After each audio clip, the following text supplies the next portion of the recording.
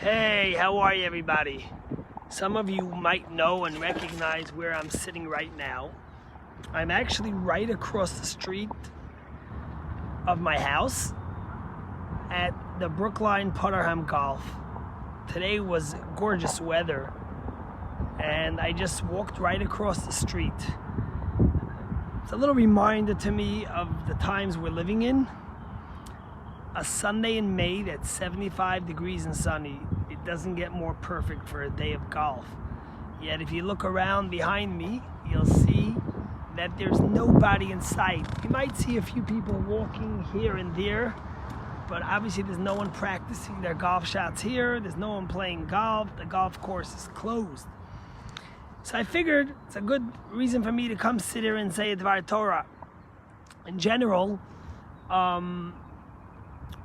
people always say, Rabbi, is there any significance to you living across the street from the golf course? And I say yes, because if I ever can't find a minyan of Jews in shul, a quorum of Jews in shul, I could always find them at the golf course. You're guaranteed a minyan at the golf course. And there's many Jewish jokes about golf courses and our connection to it, but I figured if the golf course is closed and we can't get people to play golf here, we can at least say a Torah thought. So this week's Torah portion is Parshat Emor. Emor is an interesting portion. The beginning speaks about the laws of the Kohanim, the priests, and how they have to stay pure, and how they have to stay ready to serve God, and some sacrifices due to their dedication of not being able to be at the funerals of some of their close ones and places they would like to be, etc., etc. And it's a message what it means to be dedicated to God and what you have to give up. And the second half of the portion speaks about all the holidays. And in fact, every holiday in temple, we read a portion of Emor. But there's one very famous verse in the portion of Emor. It says, "V'lo zechalo Hashem kachi v'nigdashti b'soich b'nei Yisrael ani Hashem mikadishchem," that we shall not desecrate the name of God, and God will be sanctified amongst the people. I am God, your God. I think Menachem Begin once said, if there's nothing worth dying for, then you haven't found what's worth living for. And in Judaism, we always knew the idea of so many Jews who have sanctified their name, have sanctified their life for God's name. We read last week in the Torah portion that God tells us that there are always v'chai b'hem, that you gotta do the mitzvot by living. That if you're gonna do a mitzvah and you're gonna put your life in danger, you shouldn't do it. There are 3 times when the Torah tells you that even if your life's in danger, you gotta do the mitzvah. One of them is, of course, when it comes to murdering. If someone says, I'm gonna kill you unless you murder someone else, you have no right to murder that person. You have to give up your life. The second is when it comes to sexual relationships. If someone tells you to do a forbidden act of sexual relations, even if you have to give up your life, you give up the life. And the third is if someone tells you to worship idolatry. If someone tells you to bow down to idolatry or not to deny the existence of God, we give up our life. And throughout the ages, so many Jews have done that. But as much as there's an obligation to give up your life for God, there's also an obligation to sanctify God's name through living. We always say the famous quote, sometimes it's easier to live for God, but it's not as easy to die for God. It's easier to die for God, but it's not so easy to live for God. People say, yes, I'd give up my life for God, but to live for Him? And the Torah tells us that it's our responsibility to live for God and to live as a Jew and to act in a way where people say, wow, this is how a Jew is acting. Look at what a man of God or a woman of God, how they act. This is an example for us. And the Rebbe always told us that and Torah tells us that it's always so much more important when you're a religious man or woman, when you walk around with a kippah and you have tzitzis hanging from your sides and you have a beard and people know, look, here walks a religious person. So we have to be super conscious of how we act and make sure that the way we act, people will say, look how kind he is. Look how gentle she is. Look how giving she is to others. Look how charitable he is. Look at these people of faith. This is how I want to be. Acts of kindness, acting good and caring and living. Why do I say this verse? It's an important verse and it's something we have to remember every day. But many people have been asking me what's my opinion about the whole issue in New York with Mayor Blasio and the funeral in New York and the way he responded to it, etc., etc. So I'll just give you a little bit of a background for those that don't know. Maybe it's better you don't.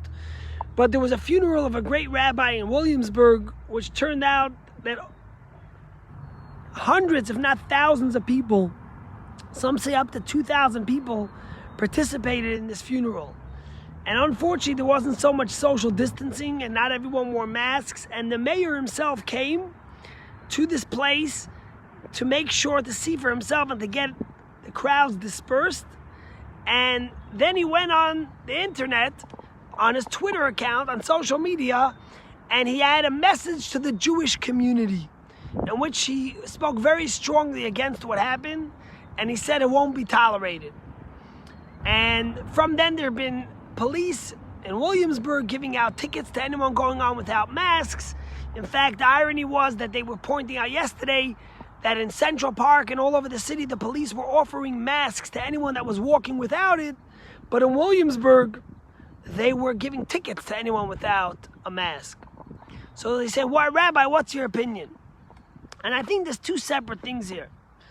And we have to remember to differentiate them. First of all, there's what happened by the funeral, which is a very unfortunate and sad thing. Because as Jews, we know that life is sacred and we have to do everything to protect the life. And we have to remember that if we want to respect the great rabbi and we want to respect his life, by protecting life and not going to his funeral is actually the way you're celebrating his life and respecting the passing of that person. And it is sad when you see people who are observant and who do carry God's name, not sanctify his name by doing the right thing sometimes. But we also have to remember that a wide paintbrush is never a healthy thing. Where I grew up in Crown Heights, we unfortunately lost some of the best and greatest rabbis. We lost the Dean of Yeshiva. We lost one of the secretaries of the Rebbe. We lost so many special people that on a normal time they would have thousands of people at their funeral.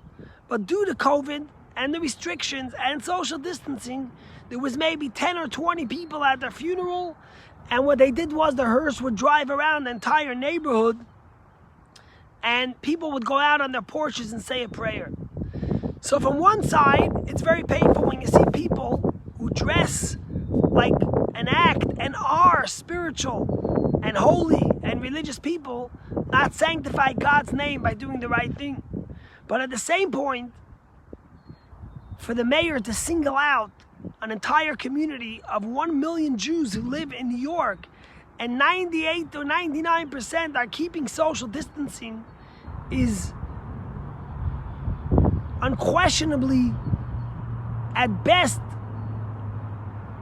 a judgment, an error of judgment, and at worst, targeting and maybe racial profiling or religious profiling, which is terrible.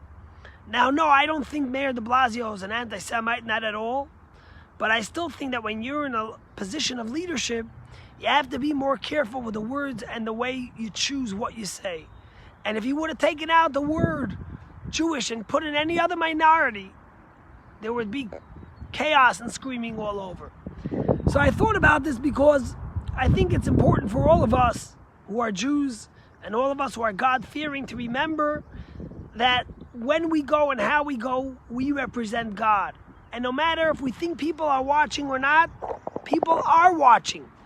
And we have a responsibility to sanctify God's name by the way we live. And I'll tell you a story. Some of you know that I've spent some time in the Chabad Peace Corps when I was a young adult.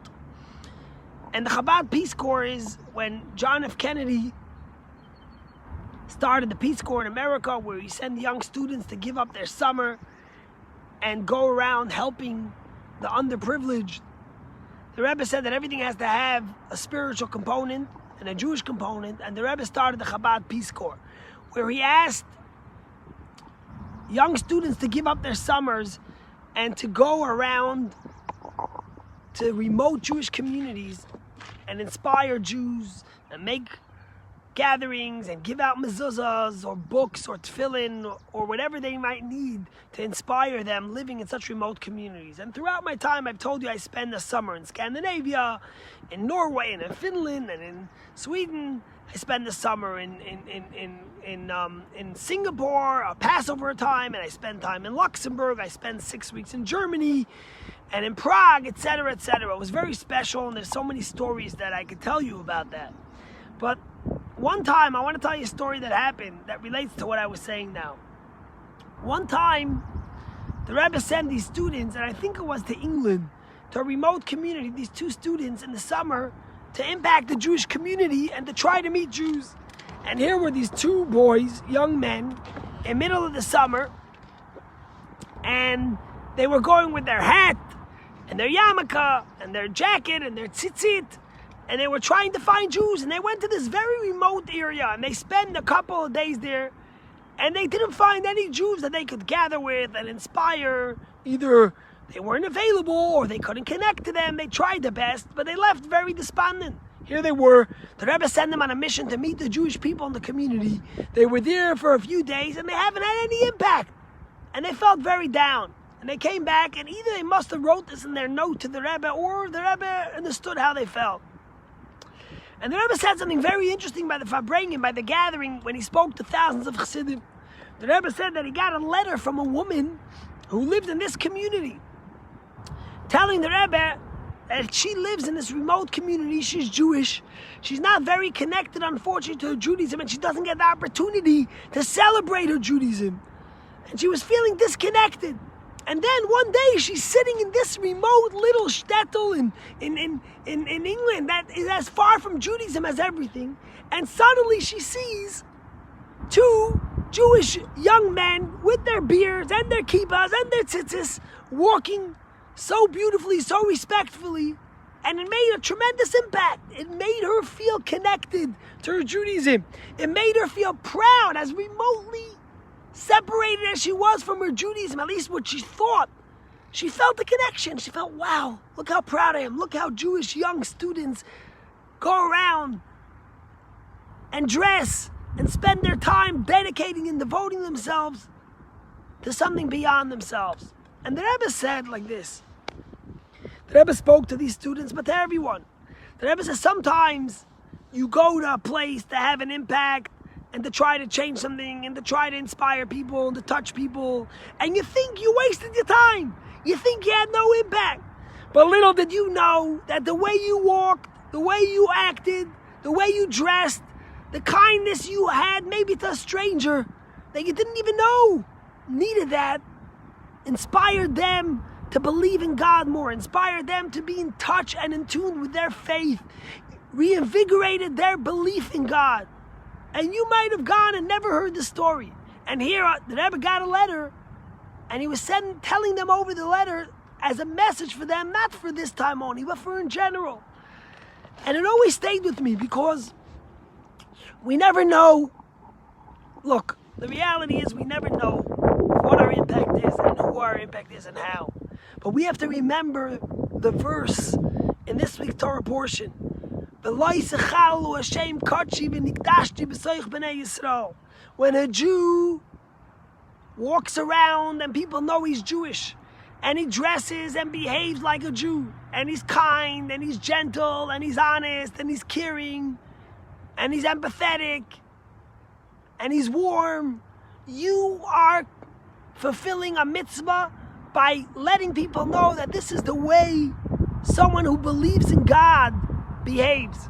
And heaven forbid if we do the opposite. If we're not honest, if we cheat, if we hurt someone, if we insult someone, then people say, look at this. This is the way an observant Jew goes around. This is the way someone who has faith acts. And what we do is we push them further away from God and further away from Judaism. So, although it might be, we might always speak about those who sacrificed their lives and died for the sanctification of God's name, which is the most amazing thing. The Rebbe teaches us that in today's day and age, that's not what's required from us, to die for God. What's required from us today is to live for God, to live a life that resembles the life of someone who has faith in God and believes in Torah values would live. So that's something I want to leave you with. The weather's beautiful, and although we practice social distancing, you might be out taking a stroll. Remember to follow the rules. Remember to act the way God would want you to, the way Torah would want you to, because when you do that, you sanctify God's name. Have a great day. See you tomorrow. And also tomorrow night we have an 8 p.m., 7:30 p.m. Zoom class if you want to study Torah. And then Tuesday night, my son Levi will give a study class at 7:30 for half an hour. Yisrael will do one on Wednesday night. We have Monday and Thursday morning services at 8 a.m. where we just daven together on Zoom. It's not a minyan, but we just get together and then we talk a bit. Courtney will be doing pretzel challah on Thursday. And there's a full Zoom schedule, which I will share again today on Facebook, which you could find. Have a great day. Enjoy the weather. Act responsible. And may God send healing. And hopefully we'll be finished with this physical distancing and be able to come back together and celebrate all good things. Have a great day.